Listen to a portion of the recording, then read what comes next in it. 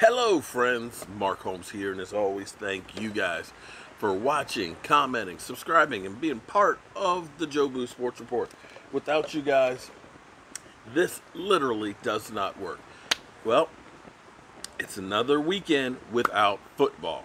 It's done. It's over with. It's gone. It's out of here. We are under 70 days before the Dallas Cowboys kick off against the Rams. It seems like come hell or high water, one way or another, there will be football, at least week one, because it's beginning to look like there may not be any preseason games. It may be that we just have players practicing. Not a game now. We're talking about practicing and then just go into week one with no scrimmages. I'm okay. I'm okay with that. I'm going to miss being at the games. Yesterday I was sitting here going through because I needed more memory on my phone. I got so many damn videos in there. I was going through and just clearing out pictures and videos and things, and I came across week number one, Cowboys versus Giants. And that game was everything rolled up into one. Let me take you down memory lane real quick. I'm old, okay? And when you get to be old, I'm 54 years old, you start losing shit, okay? Just like today, I was looking for my vibrating cutter. It's you put a blade in it, and it cuts, okay? I needed that for working on the side. Could not find it. Turns out it was underneath a tool bag. Tool bag set on top of it. But I looked for like a half an hour. I lose my car keys and can't find them and stuff, and turns out they're sitting there in plain sight. That's the kind of thing that happens when you start getting old. And I remember being so freaking excited about going to see the Cowboys versus the Giants. We were supposed to be having a 5 a.m. flight. Good old me, old. I actually booked my flight for the following weekend and didn't realize till after I did my live stream that I don't have a flight for the game that's on Sunday, and it's Friday night, 11 o'clock. And I'm calling the airlines trying to get a flight and everything else. They're like, sure, we can transfer your flight and everything else. That $250 ticket that you bought before, we'll apply that to the other ticket to help you out. It's like, oh, great. So what's the balance? That'll be $1,000 more each way.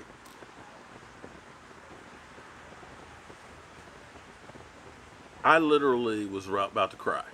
I was literally about to cry because I'm like, I can't believe this. But when you are faced with a problem, you can either sit there and cry, or you can come up with a solution. And my solution was, let me call my boys up and see who wants to drive to Dallas with me. I called Clarence. Clarence is like, nah, I can't go. I tried to get in touch with Rashid, the stinking Giant fan. He wouldn't answer the damn phone. He had the opportunity to go to the season opener to see his team get killed. Didn't answer the damn phone. I called my boy E2 Blue, and that's when E2 Blue, he's my dog. He was out doing Lyft driving and stuff. Got in touch with him at 11 o'clock and then, hey, yo, dog. I'll get you a ticket to the game. I just need you to get over to my house right away because we driving to Dallas tonight. You're like, get the fuck out of here. I'm like, seriously. And so we hit the road.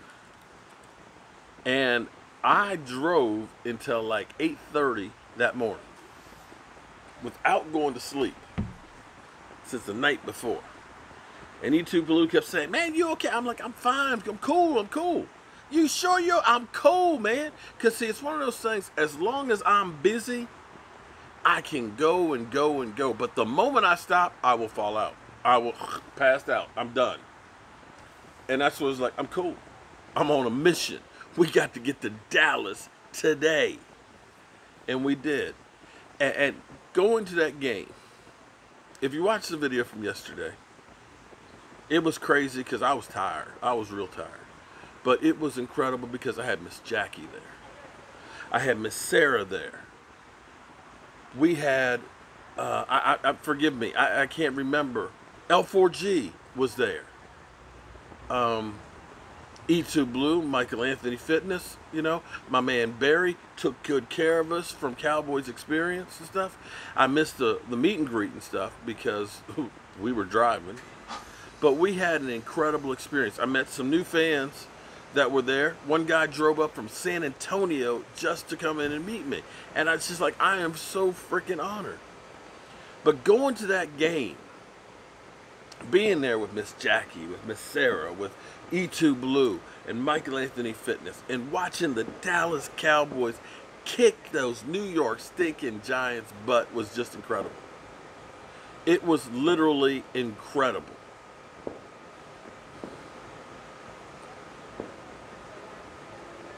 That's what I'm going to miss, is being able to do that. I tell you, it was a great experience. And that's the thing that drives you crazy about what we're going through now, is those kinds of experiences. But here's what I know. I may not be able to do those this year, but I got to do them in the past. And I know I will be doing them again in the future. I, of course, want to do those things, but I understand why I can't. And I understand why I need to be careful for others. It's great that some people may be in areas where you never run into anybody with coronavirus. It may be great that you're young and maybe you've already had it and it was a cough and you're over it. But I worry about so many people who can't just get over it. And it seems like on a daily basis that I hear somebody else, especially on my friends down in Houston, that has a uncle, a cousin, a mother, brother that's in the hospital or has died. And that's where I understand what I need to do is bigger than just what I want to do. So the NFL is still trying to figure this thing out. I was looking again for a video clip because I wish I could find it.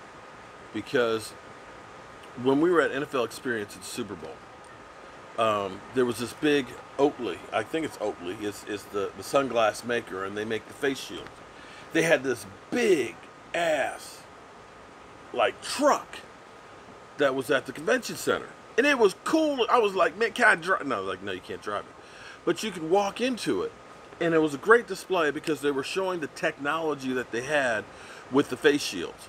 They were showing how the impact resistance and stuff. And they had this thing, where it literally dropped. It was like a pinpoint, weight.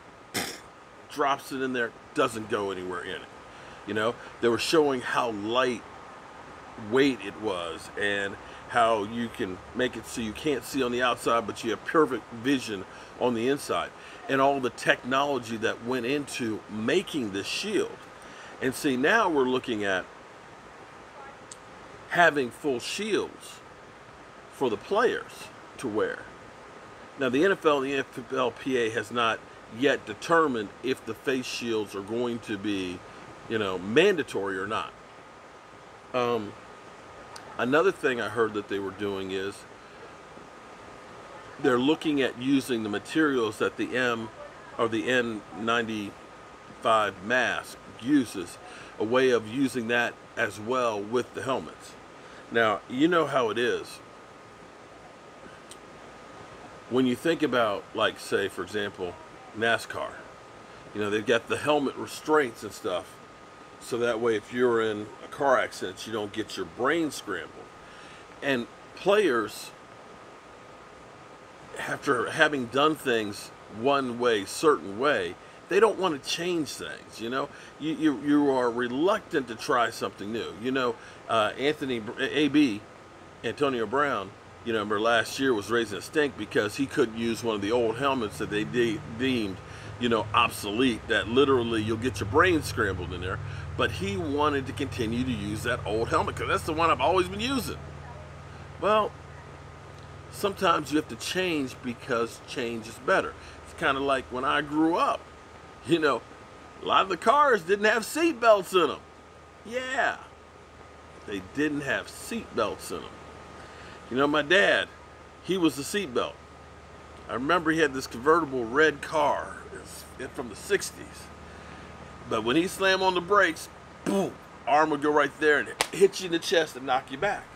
But you know, if you've ever been in a car accident and you've had your seatbelt on and that airbag, you realize that technology is saving your life.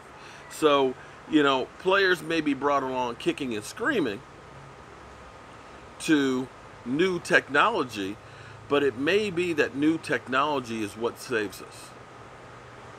We've been through major problems before, and technology has saved our ass.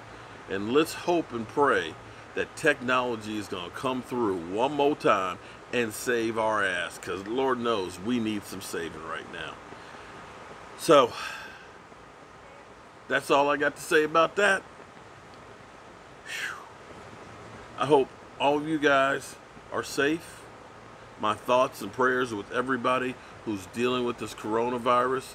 If you got it, if you got family members, friends, and things like that, my thoughts and prayers are with you, and I'll do anything I can to try and help everybody out. And I hope you all have a great night, and I'll see you first thing in the morning. Whew. Peace out.